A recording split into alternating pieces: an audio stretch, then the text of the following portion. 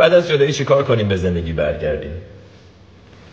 یکم فرصت به خودت بده، یکم عزاداری کن، درست حسابی حواستو پرت نکن. پا نشو برو مهمونی، پا نشو برو در درد و دور، بشین با خودت تنها وقت بگذار، یادت بیار کی بودی قبل از اون رابطه و بعد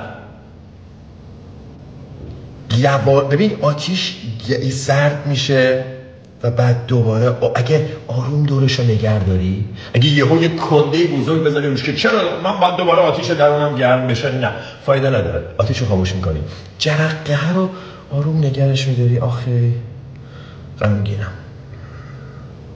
حالا نمیخوام حرف عجیب غریبی بزنم ولی گریه من دیروز شاید بخش عمده روز داشتم گریه میکردم، تعارف من میشم گریه میکردم. من یه سری اتفاقات تو زندگیم داره میفته که برام غم ایجاد میکنه، برای همینم هست که خودم خلوت کردم تنها و عاشق این غمم، هیچ مشکلی باش ندارم، فقط غمه دیگه، غم